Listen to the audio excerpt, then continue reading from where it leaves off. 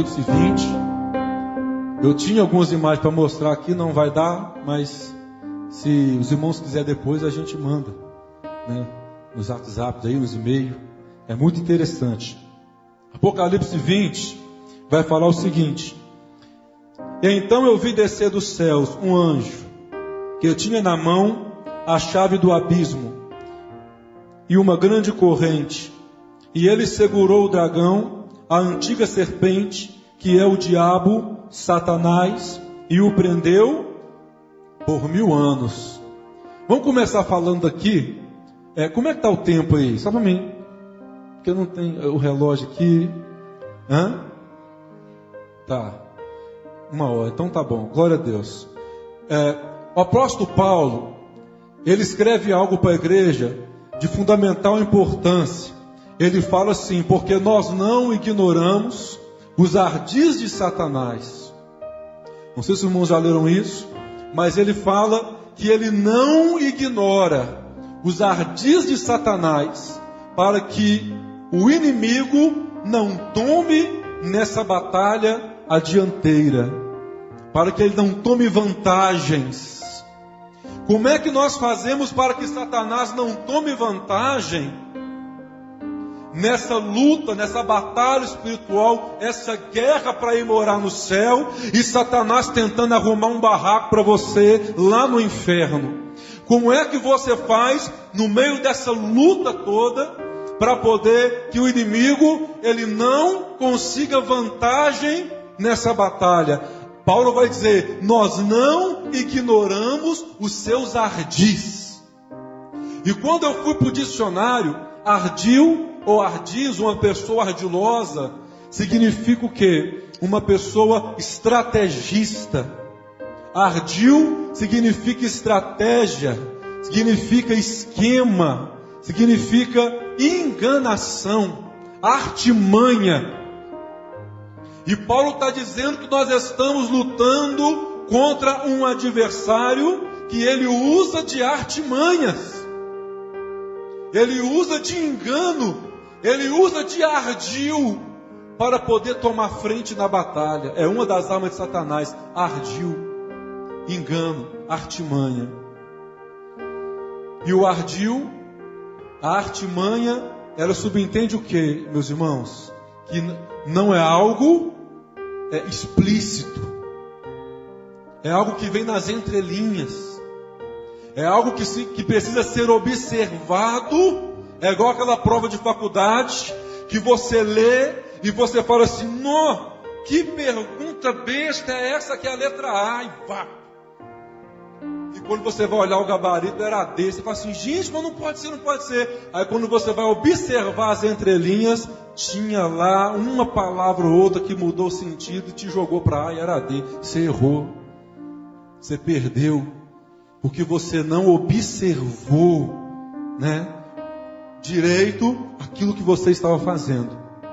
Falando aqui do livro de Apocalipse 20, Paulo está dizendo, João está escrevendo assim: viu o anjo descer dos céus, prendeu a antiga serpente, prendeu o dragão, que é a antiga serpente, quem? O diabo, Satanás. Então, quem que é a antiga serpente? Falando de simbologia, a antiga serpente lá do Jardim do Éden, hoje ela está como dragão. Apocalipse está dizendo: eu vi o anjo prender o dragão. O João está dizendo: eu vi o anjo prender o dragão. E ele vai explicar quem é esse dragão: a antiga serpente, que é o diabo, Satanás. Aí eu fui evangelizar num presídio, eu vi um preso com o dragão chinês.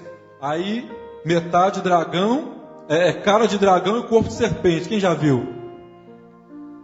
Cara de dragão, corpo de serpente. Nos filmes chineses tem muito. Os chineses entram debaixo daquilo, faz um trenzinho com aquilo assim, vai festejando aquilo. Corpo de serpente, cabeça de dragão. João está dizendo: eu vi o anjo prender o dragão. Esse dragão é a antiga serpente, que é o diabo, Satanás. Eu vi o preso com essa tatuagem na perna. Eu falei assim: você sabe o que é isso aí? Ele falou assim: é um dragão, é um dragão. Eu falei assim, não, mas o que significa? Eu sei que é um dragão, mas o significado, ele falou assim, eu não sei, é um dragão. Eu falei, tem Bíblia aí na sua sala? Tem. Eu falei, abre Apocalipse 20. Ele abriu Apocalipse 20, falei, lê para mim. Aí ele falou assim, eu vi o anjo, prendeu o dragão. Eu falei, tem um dragão na tua perna, continua lendo. Aí ele, é a antiga serpente, a metade dele é uma serpente, continua lendo. Ele falou assim, que é o diabo Satanás. Eu falei, você está com um demônio na sua perna. Você tatuou Satanás na tua perna. Ele queria fazer assim para tirar. Eu falei, tira não. Isso aí não. Tem muito niboné. Quem gosta de usar boné, tem niboné, simbologia, ardil de Satanás, para emplacar a marca dele na vida da pessoa. E ele falou assim, e agora o que é que eu faço? Eu até conversei com o Edmilson, né, Edmilson? Tem duas maneiras de se ver livre disso aí. Uma menos dolorosa e uma mais dolorosa. Você pode aceitar Jesus, entregar a sua vida para Jesus agora, e o sangue de Cristo quebra essa maldição. Ou você pode, se você achar muito difícil entregar a sua vida para Jesus, você pode tirar a perna. Porque a Bíblia diz que se aquilo que te faz pecar, arranca e lança fora. Melhor entrar no céu sem perna do que ter nas duas e ir para o inferno. Se o teu olho te faz pecar, arranca e joga fora. Falei, se ficar muito difícil de aceitar Jesus, você tira a perna. Mas você está com um demônio aí tatuado na sua perna. Então são ardis de Satanás. E quando nós falamos em ardis, eu quero que os irmãos entendam isso. É coisa no seu subconsciente. Eu ia falar de músicas aqui, não vou. Jovens que gostam de uma hora escutar um hino, mas outra hora eu escuto ali Paula Fernandes, outra hora eu escuto Zeca Pagodinho, não, né? Misericórdia, ruim demais, né? Eu não sei. Meus irmãos, eu vi uma entrevista da Paula Fernandes, que já me perguntaram, pastor, pode escutar a música do mundo, mesmo que a letra foi inocente? E eu falei assim, deixa eu te falar uma coisa. Deus habita no louvor, só tem dois caminhos. Louvor é louvor, música secular é música secular. Deus habita no louvor. Se Deus habita no louvor, porque o louvor é dele. Quem está habitando do outro lado? Então não tem três caminhos, igreja. Os jovens precisam entender isso. É dois caminhos. Não existe meio termo.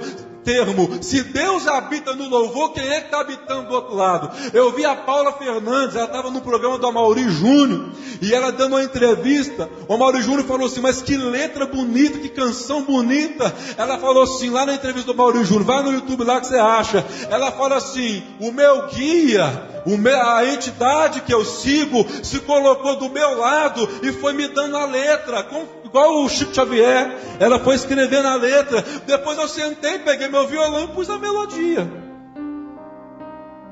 Quem que deu para ela a letra? Satanás. Nós sabemos que não tem espírito que volta.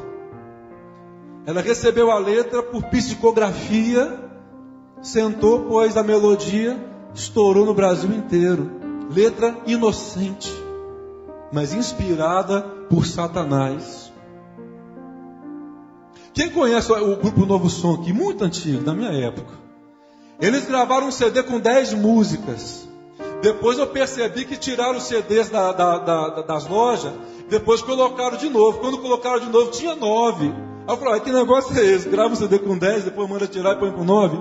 Quando eu fui pesquisar por que o segundo CD tinha 9, porque alguém mandou uma letra para eles, falou assim, grava um hino aí, olha que letra bonita. Eles não pesquisaram a letra e gravaram, colocaram a melodia, gravou, pôs no CD. Era uma letra espírita. Alguém falou para eles, vocês estão gravando música espírita agora? Isso é uma oração lá do terreiro de espírita.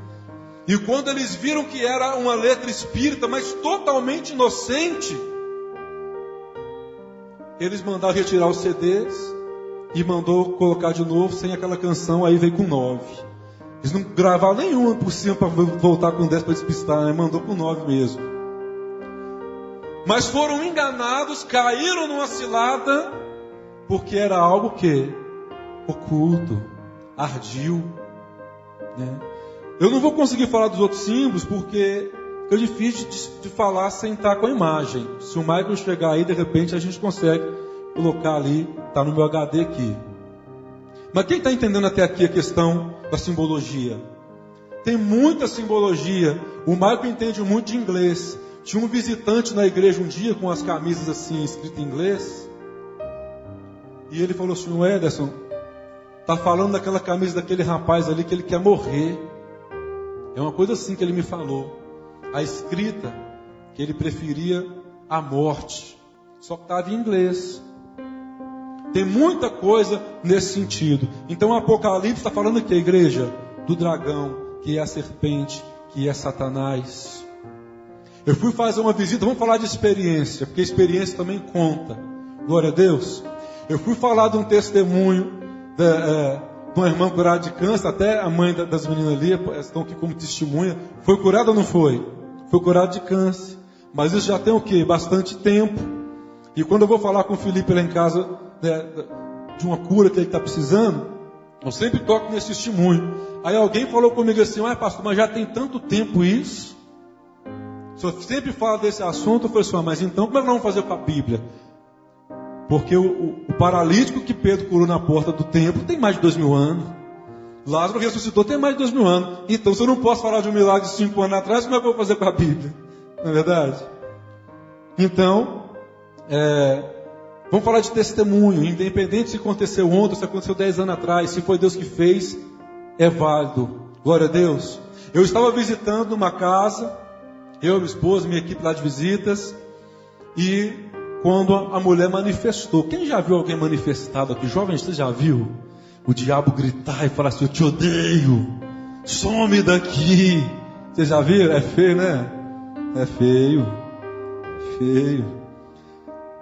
Aquele demônio manifestou e começou lá a gritar as coisas dele.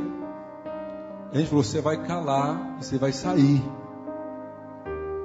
Só que aí Deus revelou que havia algo atrás do sofá. Nós nunca tínhamos entrado na casa, que estava dando legalidade para aquele demônio atuar naquele local. E aí a minha esposa falou assim: o Ederson, arreda do sofá, tem algo aí atrás dando legalidade para esse demônio. Eu arredei o sofá, tinha 2 DVDs caídos lá atrás. Aí eu peguei, não chora não, eu peguei os 2 DVDs. Quando eu olhei, um era o Harry Potter, o outro Senhor dos Anéis. Aí quando eu peguei aquilo, eu falei: Satanás, nós vamos destruir isso aqui. Quando eu falei: nós vamos destruir isso aqui, o bicho que estava gritando urrou e falou assim: tira a mão disso porque eu estou aí. Tira a mão disso porque eu estou aí. Harry Potter, Senhor dos Anéis, e esses eram os 2 que estavam lá. Mas eu poderia falar de muitos outros filmes que jovem adora. Netflix, então, né? O segundo culto, né? É um na igreja, chega em casa, vai pro culto na Netflix, vai assistir. Tá cheio de satanismo. Estava falando de música secular. Músicas que, se você voltar de trás para frente, está lá. As frases demoníacas, eu tinha uns exemplos aqui para mostrar. Engenheiros do Havaí. Tem uma que você volta de trás para frente, o cantor te pergunta: o que você está voltando isso? O que você está procurando aí? Dos Engenheiros. Então são coisas que aparentemente não é nada, mas tem. E nós temos que estar atento a isso, porque nós estamos lutando para ir morar onde? No céu. A recompensa é grande, o propósito é grande. Quem está entendendo? Ô Mário, tem como aí colocar o HD externo aí? Faz favor.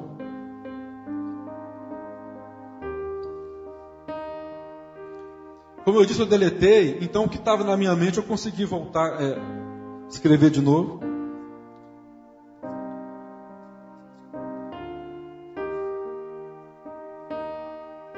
Ok? Então, a respeito de simbologia, eu não vou falar muito não, porque eu preciso passar para outro tema, que é a doutrina da santificação. Glória a Deus. Então, essa questão da simbologia, Eu nem consegui colocar no HD externo, então não vai aparecer aqui. Então eu quero encerrar por aqui. Só quero pedir aos jovens, toma cuidado com os ardis de Satanás. Tem muita coisa que vai bloquear a tua oração. Pastor, eu oro, pastor, eu clamo, Deus não me responde. Eu fui numa outra visita, falando de experiência aqui, casal cristão, fui numa outra visita, e a moça não conseguia engravidar por nada. E fazia exame, e só exame caro. Eles tinham condição financeira boa, tem, né? É até parente do prefeito lá de Neves, agora ganhou para prefeito. Então e eles chamaram a gente e falaram assim: olha, ora aqui, repreende, deve ter alguma coisa. No momento da oração, Deus revelou novamente: olha, busca, gente, busca, não é errado. Dom de revelação é fundamental para o ministério. É fundamental. Eu não sei o que seria da minha vida se Deus não tivesse colocado esse dom. E está à disposição sua também. À disposição sua também. Isso é bíblico. Isso é totalmente disponível para a igreja.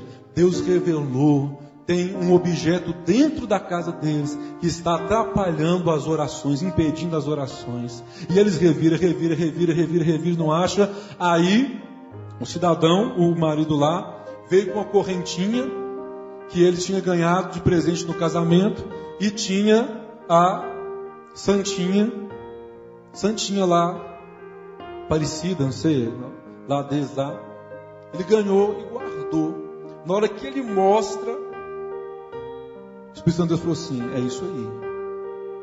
Muito parecido com Samuel e Davi, né? É esse. Quando Davi chega, o Espírito Santo fala: é esse, pode ungir.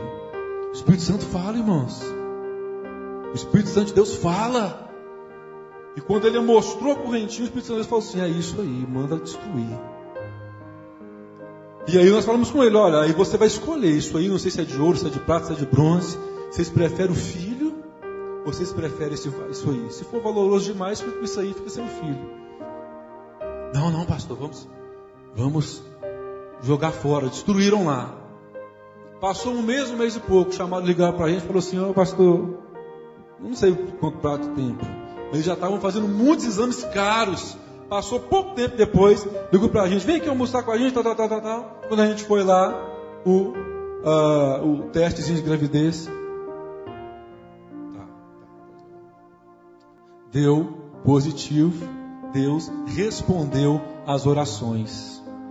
A oração foi respondida e estava sendo interrompida, sabe por quê? Por causa de uma imagenzinha, uma correntinhazinha com uma imagenzinha, um pingentezinho, estava ali guardado, bloqueou.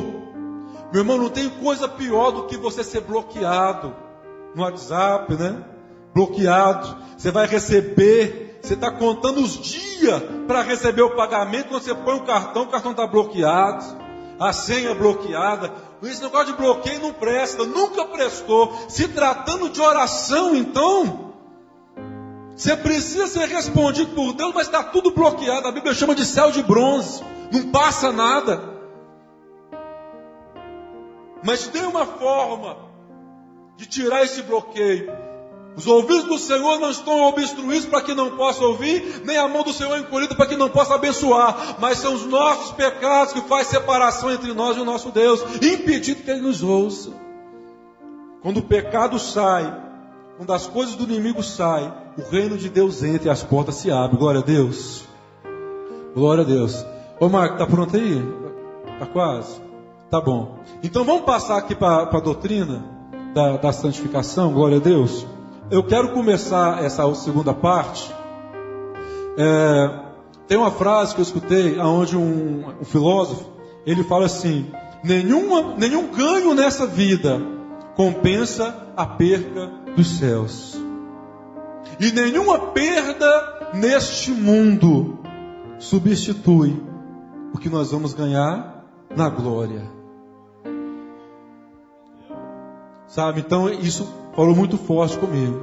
E eu quero já começar essa segunda parte falando sobre 1 Tessalonicenses. Daqui a pouco o Marco põe aí, aonde Paulo ele fala assim: examinai as Escrituras e retende o que é bom. Nós temos um costume de rejeitar o que nós não conhecemos, eu rejeito, e eu critico o que eu não concordo. É criticar o que não concorda e rejeitar o que você não conhece. Só que antes de você criticar e antes de você rejeitar, a Bíblia nos manda examinar. Glória a Deus. Tem que examinar. Antes de qualquer crítica e antes de qualquer rejeição, a palavra de Deus nos manda examinar as coisas, examinar tudo, até as profecias. Examina as profecias, não desprezeis as profecias, e você vai reter aquilo que é bom. Glória a Deus. Você vai reter aquilo que é bom. Para falar de doutrina, eu vou falar aqui de uma forma como eu nunca falei anteriormente, viu, igreja? Nunca falei anteriormente dessa forma, mas eu não consegui achar outro meio de falar desse tema com os irmãos. E jovem está com a cabeça muito boa, estão todo mundo estudando, acredito eu. Então eu acredito que vão conseguir entender o que eu vou tentar passar aqui. O meu propósito aqui é de fazer você entender. Mas quem vai te fazer aceitar se chama Espírito Santo de Deus. É Ele que convence o pecador do seu pecado. A minha e a sua função com o Evangelho é de anunciar, é de fazer as pessoas tomar ciência, tomar conhecimento, mas convencer não é comigo, não é com você. Quem convence é o Espírito Santo de Deus. Quem está entendendo, diga glória a Deus. Amém. Primeiro ponto, para se começar a entender doutrina, ou também conhecido como usos e costumes. Quem aqui... Não vou perguntar isso não, depois eu pergunto. No final eu pergunto, é muito arriscado perguntar isso agora. Glória a Deus. Olha, eu queria falar sobre a Constituição brasileira. Todo mundo aqui sabe o que é a Constituição, não sabe? Foi muito falado aí no ano passado por causa da Dilma, por causa do PT. Todo mundo falava de Constituição, falava de Carta Magna, sim ou não? Ou não? Se não for não, também pode falar. A Constituição brasileira, ela é o que, meus irmãos? A lei máxima. Ela é a lei federal. Tudo tem que estar em concordância com ela. E se alguma lei não tiver em concordância com a Constituição, ela é uma lei inconstitucional. Ela não tem efeito, ela não tem valor, porque não está de acordo com a Carta Magna, com a Constituição brasileira. Primeiro ponto que Deus ele trouxe ao meu coração para ministrar para vocês aqui nessa manhã, para poder tocar nesse tema tão polêmico, porque é polêmico e não adianta tentar esconder isso, é polêmico e muita gente tem dificuldade de entender. E eu perguntei para Deus, como é que eu vou tocar nesse tema sem sair de lá? Aleluia. Como Paulo saiu quando ele pregou lá na sinagoga, que tentaram arrastar ele para fora e tentou dar cabo na vida dele.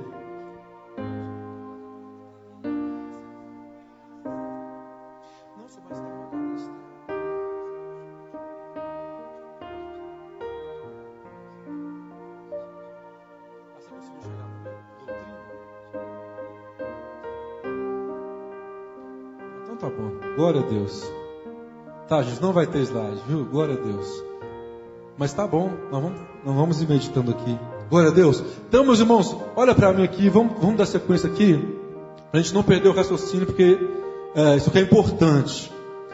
Constituição é a Carta Magna. Tudo tem que estar pautado nela. Primeira coisa para você começar a entender o que é doutrina, é você entender que se falando de Brasil, se falando de mundo, nós estamos falando de leis que se chama Constituição. Mas se você trouxer isso para dentro da igreja, a Constituição do crente, a Constituição da igreja, a Carta Magna do cristão, vai ter um outro nome. Se chama Palavra de Deus. Responde comigo, palavra de Deus. De novo, palavra de Deus. A Bíblia Sagrada, primeiro passo para você começar a compreender esse negócio de doutrina, esse negócio de usos e costumes, você vai ter que começar a enxergar a Bíblia como da mesma forma que você respeita a Constituição, da mesma forma que você sabe que se você ferir a Constituição, haverá uma punição, haverá uma punitiva. Você tem que começar a uma consequência, né? Você tem que entender que a Bíblia Sagrada é a carta magna do crente. A palavra de Deus é a constituição da igreja. Amém até aqui? Então, o primeiro ponto, a Bíblia é a constituição, intocável, inferível. E tudo tem que estar com pauta nela. Glória a Deus. Segundo ponto, para a gente caminhar por essa área doutrinária de uso e costume. Se eu sei que a Bíblia Sagrada é comparada à Constituição dentro da igreja, é a minha carta magna. Você tem que entender que a Bíblia Sagrada, ela não...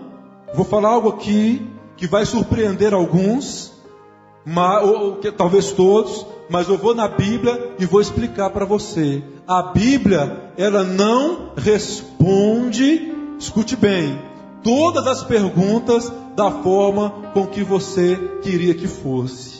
Isso aqui eu gostei demais. Porque no livro de Lucas, nem Jesus respondeu tudo. E as pessoas querem que as coisas estejam na Bíblia do jeitinho que elas queriam que fosse. Eu também, como pastor. Eu fico pensando, quem me dera se na Bíblia Sagrada tivesse 10 capítulos falando só da unicidade e mais uns 5 capítulos metendo pau na Trindade. Eu falei, quem me dera, eu, por que o senhor não pôs? Mas não tem. No livro de Lucas, perguntaram para Jesus assim, com que autoridade o Senhor faz essas coisas? Ele falou assim, eu vou perguntar para vocês também uma coisa, o batismo de João é do céu ou é da terra? Eles falaram assim, nós não sabemos responder. Jesus falou assim, eu também não vou dizer com que autoridade eu faço isso. Não vai ter resposta. Não vai ter resposta. Teve um presidiário que me perguntou assim, pastor, onde está... Por que eu estou falando isso? Porque as pessoas querem Bíblia. As pessoas querem, pastor, tem que estar na Bíblia. Me mostra na Bíblia. Se não tiver na Bíblia, eu não faço. Aí teve um abençoado de um detento que falou comigo assim, me mostra na Bíblia aonde não pode fumar a maconha. Porque se o Senhor me mostrar que não pode a maconha, eu largo ela hoje. Aí eu arrumei meu óculos. Falei assim, olha, se eu te mostrar na Bíblia, se eu não te mostrar na Bíblia, você vai continuar fumando isso para o resto da vida? Eu falei assim, vou, mas se o Senhor me mostrar, eu paro. Aí eu falei com ele assim, olha, você vai morrer, você vai para o inferno com essa maconha, e pode ficar tranquilo, porque não vai ser por falta de fogo que você não vai acender o seu cigarro. Falei, leva muito, porque vai ter fogo à vontade. E é uma eternidade para fumar. Você vai ficar à vontade lá, muito tempo. Porque a Bíblia não vai te responder da forma que você quer. E quando a Bíblia não te responde, eu vim conversando com o Edmilson dentro do café, Edmilson, quando a Bíblia não deixa as coisas claras, nós temos uma outra opção. Ela diz, quando vier o Espírito da verdade, Ele vos guiará em toda a verdade. Aquilo que você leu, aquilo que você não entendeu, aquilo que não ficou muito explicado, não entre em desespero, ainda tem uma chance de você entender. O Espírito Santo, Ele vai te guiar na verdade que você precisa. Mas qual que é o problema disso? Porque nós temos o hábito e o costume de querer as coisas do modo mais fácil. Qual que é mais fácil? Ter um versículo na Bíblia, não matarás, não roubarás, não fumarás maconha? Não é mais fácil ter isso na Bíblia do que eu ter que doar? Agora, se eu tiver que perguntar isso para Deus, se eu tiver que o Espírito Santo me esclarecer, aí já vai exigir jejum, aí, pastor, já vai exigir oração, aí eu já vou ter que subir para o monte. Esse negócio do Espírito Santo, que é na verdade, né, meu irmão, eu também queria que tudo tivesse aqui, ó, claro e limpo. Claro e limpo. Algumas orações minhas eu falo: Jesus, Mateus 28, Jesus, que confusão. Por que o Senhor foi falar aquilo? Batizar em nome do Pai e do Filho e do Espírito. Olha que tumulto que deu. Aí depois vem os apóstolos lá no livro de Atos, batizando todo mundo em nome de Jesus. Então Mateus 28 ficou ali nas entrelinhas. E quando as pessoas me perguntam, eu falo para elas: senhora, vai orar. Vai buscar o do Espírito Santo. Eu explico. Se a pessoa não entendeu, eu falo: agora você ora. Porque o Espírito de Deus vai te direcionar na verdade que você precisa. E eu quero nessa manhã fazer um desafio. Eu quero te desafiar. Porque jovem, tá? Tem sangue, né? No olho para falar assim, não. Jovem gosta de desafio. Eu quero te desafiar a você buscar de Deus. Não busca do seu amigo de faculdade, não. Pelo amor de Deus. Não busca conselho de quem, né? Teve um filho de Davi que perguntou para um amigo dele que queria ter um relacionamento com a própria irmã. E ele vai perguntar para o amigo. Eu perguntar para o amigo: olha, eu estou interessado na minha própria irmã, não sei como é que eu faço. O amigo deu a senha, o endereço, deu a receita, falou direitinho como é que ele tinha que fazer. Um homem que era filho do rei, tinha o rei, tinha os sábios do palácio, tinha um sacerdote, tinha um monte de gente para aconselhar. Ele foi no amigo. O amigo falou assim: não, finge que está doente, pede ela para cuidar de você. Quando tiver só vocês dois lá, você fecha a porta, manda o guarda sair, você deita com a sua irmã. Ele fez. Na hora que o irmão dele foi lá matar ele, eu perguntei para os jovens: cara, onde é que estava o amigo? Na hora que Absalão ficou sabendo: meu irmão fez isso com a minha irmã, vai morrer. Na hora que ele entra lá e começa a espada, começa a matar o irmão por causa daquilo que ele fez com a própria irmã, eu perguntei assim: cadê o amigo conselheiro? Na hora que a espada come, é o conselheiro, vaza, vai embora. Agora você segura aí. Então eu te aconselho, né, parar de vestir e ficar com essa história de espelho meu, porque o espelho não vai te responder nada. Isso é história em quadrinho. Tem gente que ainda pensa nisso, né? Olha no espelho e fica: espelho meu, achando que o espelho vai dizer: irmão, olha o decote aí, aumenta o decote, põe mais pano na saia, jovenzinho, olha, faz isso, faz aquilo. O espelho não vai falar nada contigo. Isso é história em quadrinho, meu irmão.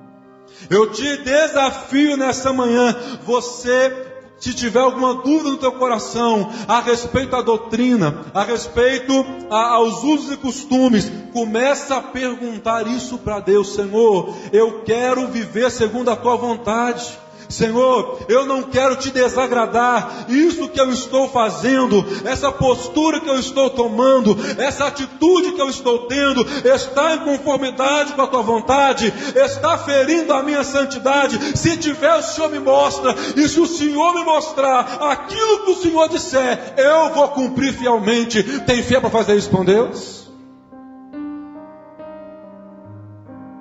Porque aquilo que a Bíblia não te deixa claro, você tem o Espírito Santo para te guiar em toda a verdade. Só que aí fica mais difícil, né?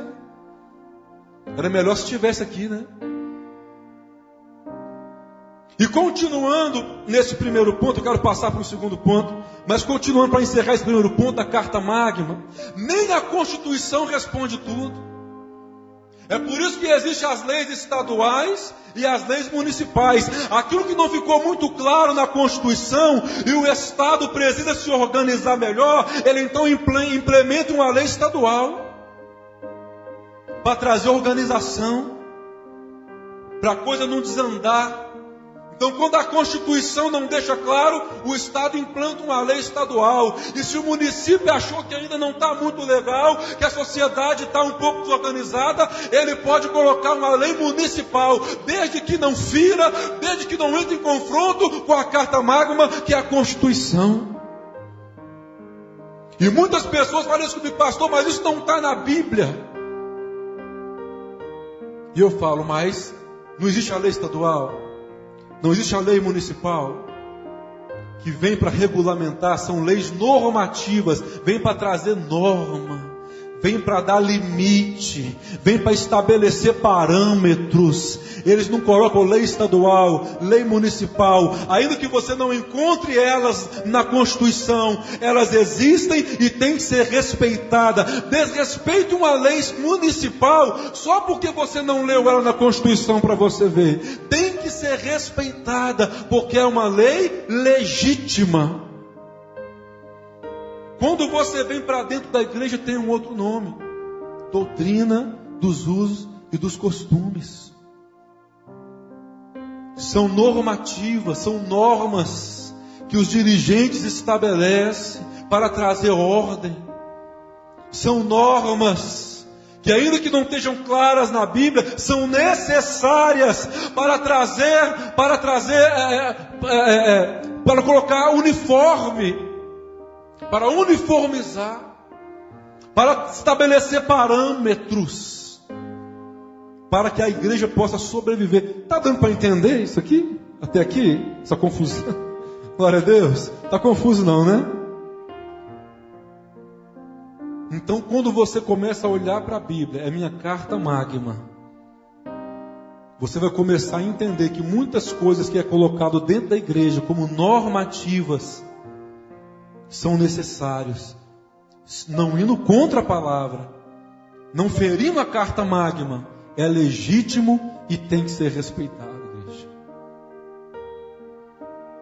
Quero passar para um segundo ponto aqui, que é aula de sociologia agora. Quem está estudando sociologia aí? Está estudando? Glória a Deus. Eu tinha feito a definição aqui de sociologia e comunidade. Eu ia explicar direitinho aqui. O que é sociologia? O que é a sociedade? Conjunto de pessoas abrigando uma determinada região, uma área geográfica. Isso. Porém, não tem vínculo, é só relação comercial, mas não tem vínculo, ideias diferentes, costumes diferentes, ideologias diferentes, mas eles residem numa mesma região. É uma sociedade. Embora abriguem numa mesma região, é costume diferente, ideia diferente, gosto diferente, tudo diferente. É uma sociedade. Satanás, ele quer transformar a igreja de comunidade para uma sociedade. Aliás, antes de eu falar isso, eu queria perguntar para a igreja: a igreja é o quê? Sociedade ou comunidade? Olha, estou gostando disso aí, hein? Vai pegar fogo isso aqui. Se você entender que a igreja é uma comunidade, 90% do caminho andado. Porque quando nós falamos de comunidade, é um grupo de pessoas vivendo na mesma região, área geográfica, porém, mesmo hábito, mesmos costumes, mesmas ideias, mesma ideologia, mesmas vestimentas, mesmo modo de caçar, mesmo modo de educar os filhos, mesmo tudo. Comunidade. Se você visitar uma tribo indígena, eu tinha uma foto aqui de uma tribo indígena, você não vai voltar falando assim: visitei uma sociedade indígena. Não é sociedade, é comunidade, porque é o mesmo modo de caçar, é o mesmo modo de vestir, é o mesmo modo de casar, é o mesmo modo de educar os filhos, é o mesmo tudo, é uma comunidade indígena. Os mesmos hábitos, mesmos ensinamentos, mesmo tudo, comunidade. Igreja é comunidade. Satanás quer transformar a igreja em sociedade. Eu já vi cristãos falar comigo assim: pastor, eu quero uma igreja onde eu entro e saio, ninguém me nota. Eu quero uma igreja que, se um dia eu quiser faltar de culto, ninguém fica me ligando. Eu quero uma igreja que eu consiga entrar e sair, ninguém tem nada a ver comigo. Meu irmão, então procura uma sociedade anônima de qualquer coisa aí e se filie a ela, porque você quer sociedade sem vínculo, é cada um para cada um. Mas se você quiser fazer parte de uma igreja, de uma comunidade cristã, você vai ter que se estabelecer a vínculos, você vai ter que se submeter a vínculos, você vai ter que se submeter ao mesmo costume, às mesmas ordens, às mesmas doutrinas. Se tirar o usos e se tirar o costume da igreja, ela deixa de ser igreja. Coloca uma calça jeans no índio, uma gravata no índio, arranca o arco dele, põe uma guitarra, acabou com o índio. Você matou a tribo. Você virou qualquer coisa aí. Virou, você mata. Eu tinha uma foto aqui de uma comunidade hippie. Hippie. Você bate o olho, tá lá um rapaz igual o John Lennon, óculosinho, cabelo grande igual a imagem de Jesus Cristo que a igreja católica implantou. As mulheres de saião, até lá embaixo, geralmente uma fita no cabelo, e aqueles símbolos doidos. Hippie. Comunidade hippie. Deus livre e guarde. Mas se algum de vocês um dia der uma loucura e falar assim: agora eu vou virar hippie, eu quero ser hippie. Aí você chega lá e fala assim: ó, gostei de vocês, acho o máximo, vou fazer parte de vocês aqui agora. Mas é o seguinte, eu vou continuar da minha forma, vocês continuam da sua. Só quero participar aí, que eu acho bacana demais o estilo seus, mas eu vou continuar assim, beleza? Prepara para um pontapé na bunda. Vai caçar do campo para você. Teve uns brasileiros aqui que resolveu virar muçulmano. Fez até uns atentados terroristas. Passou em todos os jornais. Sim ou não? Vocês lembram disso? A primeira coisa, quando eles chegaram lá para se enturmar naquele grupo islâmico, barba cresce, a roupa já não é mais a mesma. A pessoa se transforma, porque agora eu sou muçulmano. Então, se eu sou muçulmano, se ele quiser ser, ele não tem escolha, ele tem que se submeter àquilo. Aí eu fico pensando, uma comunidade indígena tem os usos e tem os costumes e é respeitado e é uma comunidade. Uma comunidade hippie tem seus usos, tem seus costumes e são respeitados. Uma comunidade judaica, eu tinha uma foto também de uma comunidade judaica. Até a criança, os homens barbados com o kippah na cabeça, e até a criança tem kippah na cabeça. Eu falei para o Edmilson, a criança só não usa barba porque não tem. Porque essas criancinhas nascessem barba, ia ficar barbudo. Deixa a barba crescer aí, menino. Você é comunidade judaica. Falei, as crianças elas só não usam barba porque não nasce. Mas as vestes, os costumes, é hora de orar, todo mundo orando, é de frente para Meca, os muçulmanos. E é aquilo, porque são uma comunidade. E comunidade é feito de vínculos. Se você quer ficar dentro de uma igreja, mas do seu jeito, da sua forma, ninguém me incomoda, ninguém me importune, você está no lugar errado. Isso aqui é uma comunidade. Tem usos e tem costumes. E se tirar isso da igreja, acabou a igreja. Virou uma sociedade evangélica, cada um por si, Deus por todos. Eu falei com o Edmilson, se você faltar de serviço, o vizinho muro a muro com você, ele não vai na tua casa perguntar porque você faltou, porque é sociedade, não tem vínculo com nada, ele é só seu vizinho. Sociedade. É seu vizinho, tá ali, eu te vejo todo dia, falta de serviço. Tá nem aí, é sociedade, não tem vínculo. Mas o irmãozinho da igreja vai lá. Eu fiquei sabendo que você não foi nem trabalhar hoje. O que está acontecendo? Olha que bênção. Porque aí já está falando de igreja é comunidade. E comunidade tem sentimento, tem laços sentimental, tem envolvimentos, relacionamento interpessoal, comunidade. Por isso que eu perguntei, igreja é o quê? Sociedade ou comunidade? Comunidade mesmo. E qualquer estudante aí que estudar sociologia e saber essa diferenciação de sociedade e comunidade vai entender perfeitamente que a igreja, ela subsiste e ela necessita dos seus usos e dos seus costumes, senão deixa de ser igreja. Glória a Deus. Posso ouvir um glória a Deus? É necessário, senão deixa de ser igreja. E um terceiro ponto para você começar a entender essa área doutrinária, é um ponto que eu até critico, tem uma certa crítica com a forma com que é feito. Na matemática, eu acho que a matemática fala que a ordem dos fatores não altera o resultado, o produto, sim ou não? Mas, se tratando de Bíblia, de palavra de Deus, de reino de Deus, altera o resultado, a ordem altera o resultado e muito. Questionaram Jesus porque ele comia sem lavar as mãos. Era um costume lá dos judeus.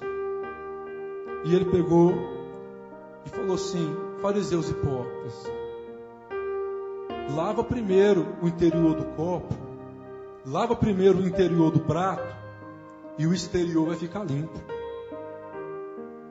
O exterior vai ficar limpo. Olha o que ele disse, frisa nisso: lava primeiro o interior, e o exterior fica limpo.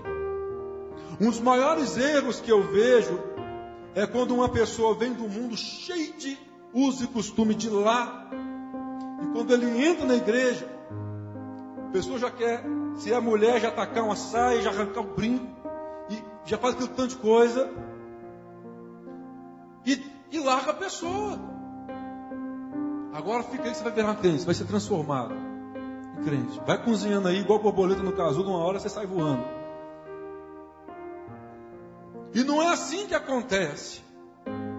Biblicamente, eu estou falando de Bíblia, biblicamente Jesus falou: lava primeiro o interior do copo, lava o interior do prato, porque vai refletir do lado de fora. Vai refletir. Vai refletir. Então, eu fico vendo pessoas que às vezes se esforçam demais para caminhar dentro da doutrina de um uso, de um costume, e acha difícil demais. Mas quando você vai ver a vida de oração, é quase zero. Você vai ver a vida de jejum, é quase zero. Você vai ver a vida de leitura da palavra, é quase zero. E aí eu respondo, meu querido, você não vai conseguir. Você está limpando o copo por fora, mas o interior ainda não está limpo. E Jesus falou: limpa primeiro o interior, e o exterior também vai ficar purificado.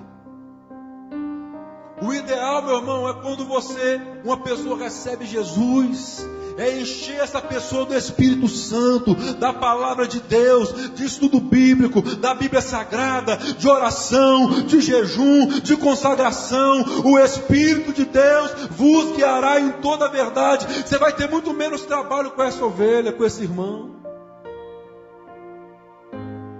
Enche ele do Espírito Santo. Aquilo que ele usava e se sentiu o máximo, ele vai começar a incomodar. Vai começar a incomodar. Ele vai começar a falar assim: nossa, eu me sentia tão bem assim, minhas canelinhas de fogo. Agora parece que, meu irmão, é fato, aconteceu comigo. Eu tinha uns 13, 14 anos quando eu comecei lá. E eu usava. Só que aí eu aprendi que para ser cristão eu tinha que orar, eu tinha que ler a Bíblia, eu tinha que jejuar.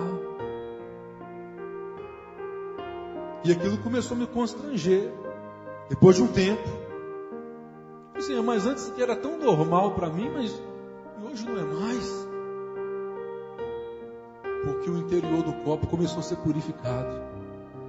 O interior do prato começou a ser purificado. E quando limpa o interior, o exterior também fica limpo.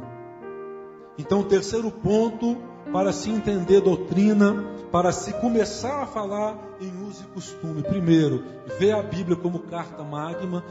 Entender, não sei se ficou aqui bem compreendido, precisa ficar, que a Bíblia, ela não esclarece tudo da forma que você quer, e quando não esclarecer, você tem o Espírito Santo, você tem a presença de Deus, para você buscar e falar, me mostra, fala comigo, o Senhor não é um Deus de pau, o Senhor não é um Deus de pedra, eu não sirvo um Deus de gesso, o meu Deus tem boca e fala, o meu Deus tem olho e vê, então eu preciso que o Senhor me mostre, se o que eu estou fazendo está certo, eu vou continuar, mas se estiver errado, eu vou assumir com isso da minha vida, o Espírito Santo vos guiará em toda a verdade.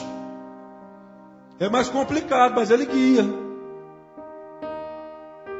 Quem me dera, irmãos, volto a dizer, se tivesse tudo explicadinho aqui, ó.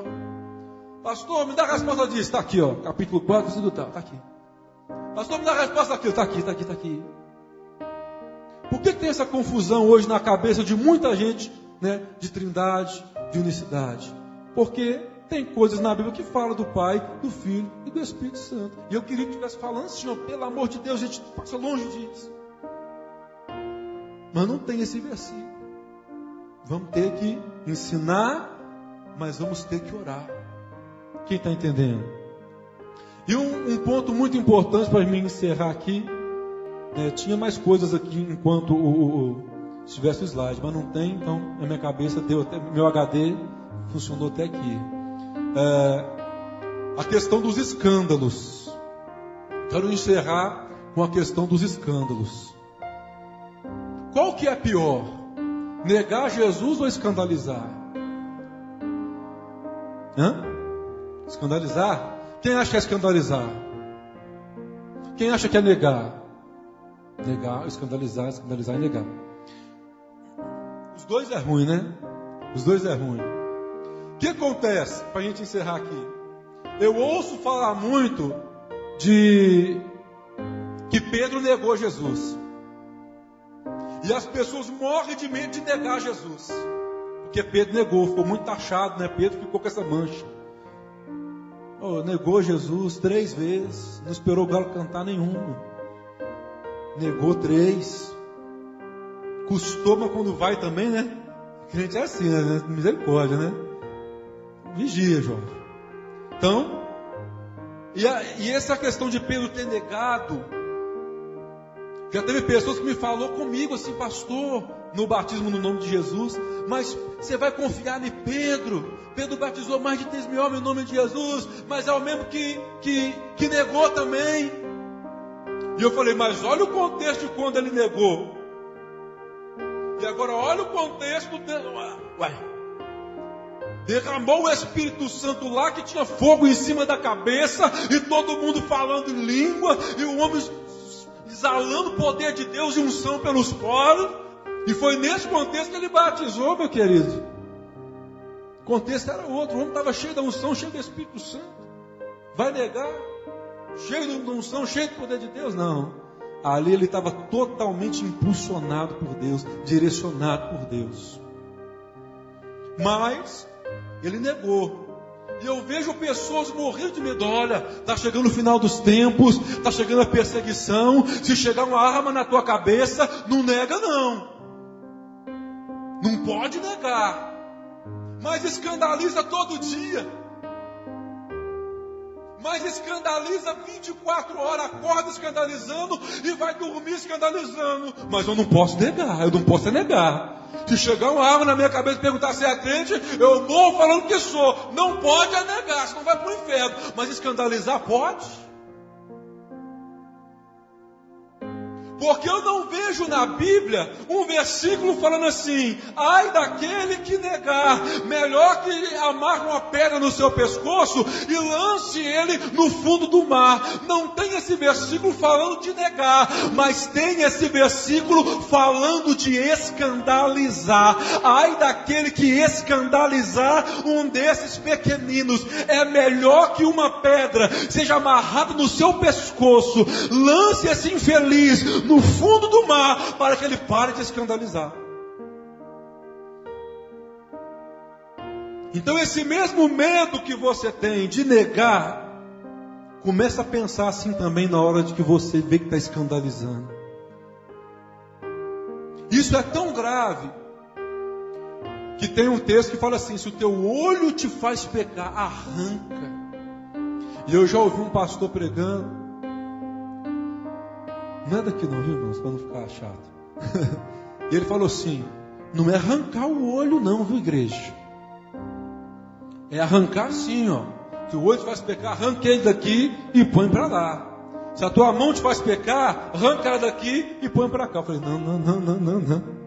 É sentido literal. A gente tem essa mania de querer aliviar aquilo que a Bíblia não alivia. Daqui uns dias vai ter alguém pregando e falando assim: não, mas para o inferno, quem for, fica triste não é tão quente assim não. Meu irmão, não tem que ficar aliviando o que Deus não aliviou. Inferno queima, inferno é eterno, não é uma semana e depois sai, é uma eternidade, não tem como aliviar.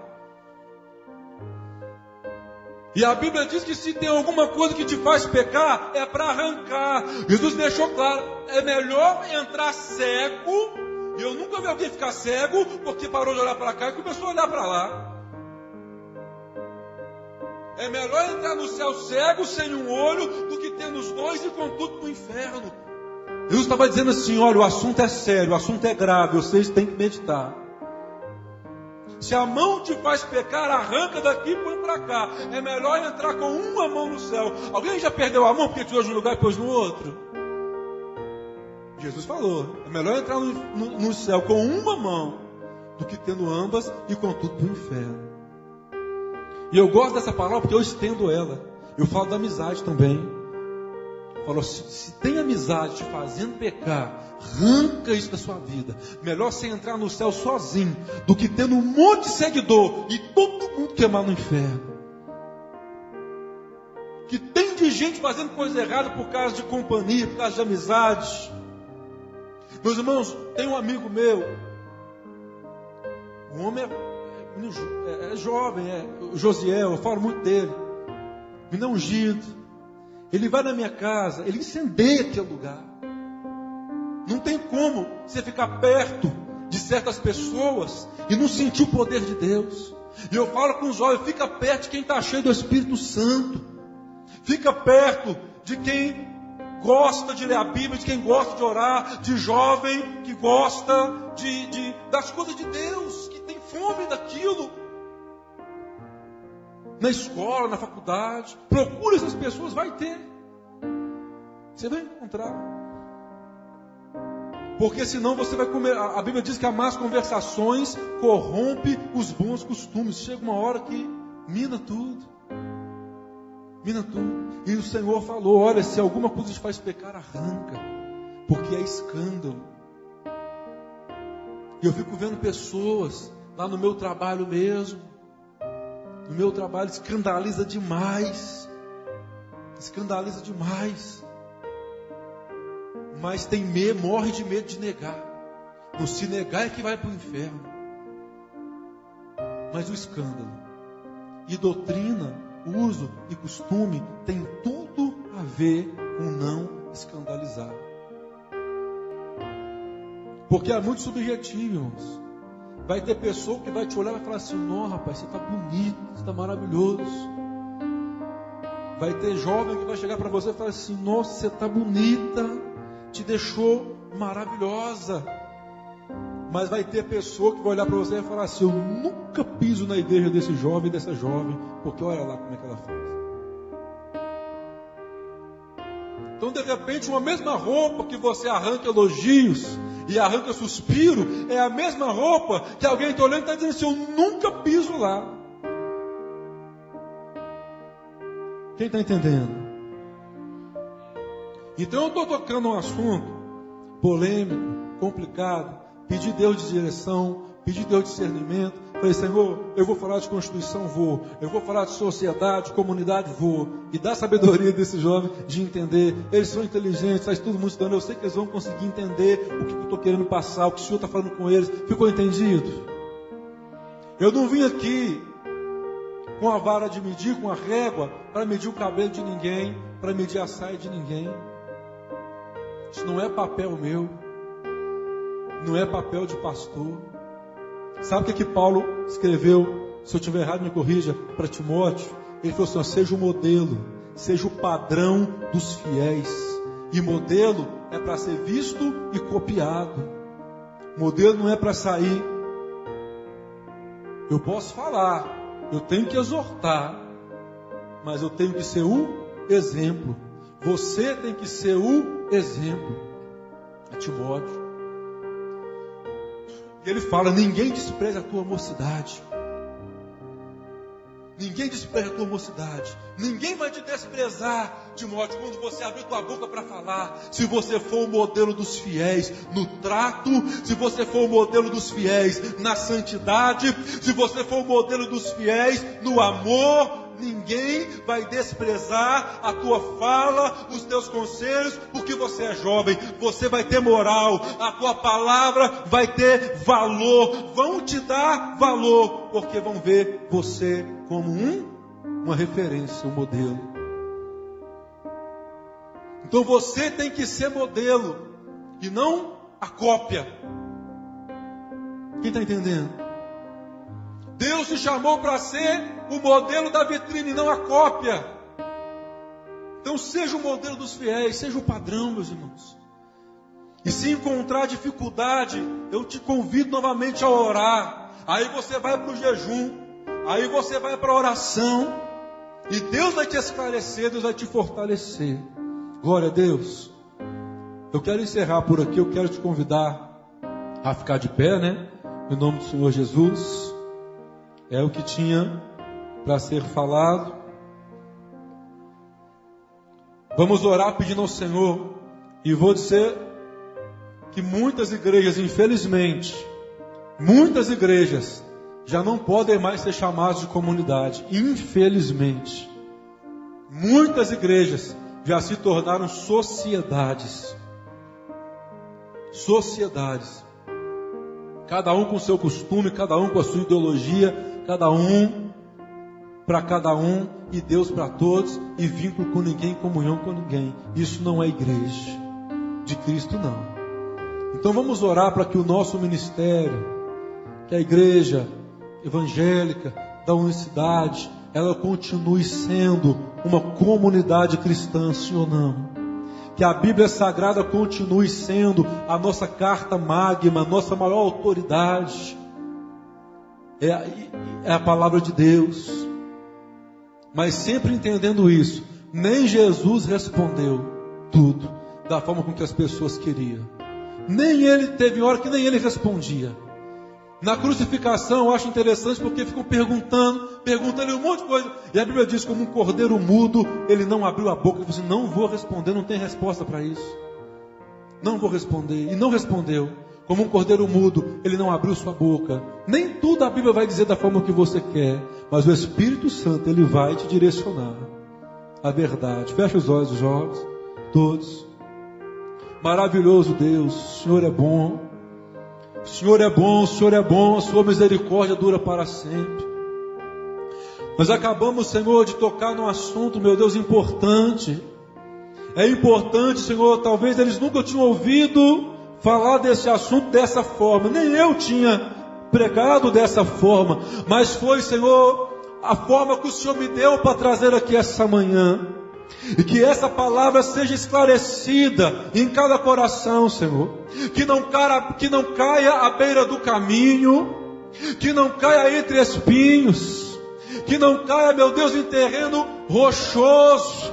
Mas eu profetizo, eu declaro que cada coração aqui essa manhã já está como terra boa, preparada, Senhor, para que a semente da tua palavra cresça, crie raízes, se aprofunde e dê frutos conforme a vontade do Senhor. Que esses jovens possam frutificar, meu Deus. Frutificar, mas segundo a tua palavra, frutificar para o Senhor, e não frutificar para o mundo, mas dar frutos para Deus. Nós não podemos ser como aquela árvore que é plantada dentro do terreno, mas os galhos saem para fora do muro, e todo mundo que passa, ela está dando fruto para dentro, mas está dando fruto para fora também. Nós queremos frutificar, meu Deus, mas na seara do Senhor, em nome de Jesus. Por que a Bíblia diz, toda árvore que dá fruta ele poda? Por que João falou isso? Toda árvore que está em mim, todo galho que está em mim dá muito fruto, e o meu pai que é o agricultor, ele poda. Por que ele poda? Porque se o galho crescer demais, começa a frutificar para fora. Quando o galho cresce muito, passa dos limites, começa uma hora a dar fruto para dentro, mas outra hora a dar fruto para fora. Jesus falou assim, meu pai vem e poda, porque você vai dar fruto para Deus, você vai frutificar na obra do Senhor. Glória a Deus, glória a Deus. Eu quero agradecer, viu, a presença de todos, o apoio de vocês a esse congresso, viu? A obra de vocês terá uma recompensa. A Bíblia diz, não vos desfaleçais de fazer o bem, porque a vossa obra tem recompensa. Glória a Deus. Eu volto a palavra para a nossa irmã Chandra, e as palmas louvam nosso Deus. Aleluia.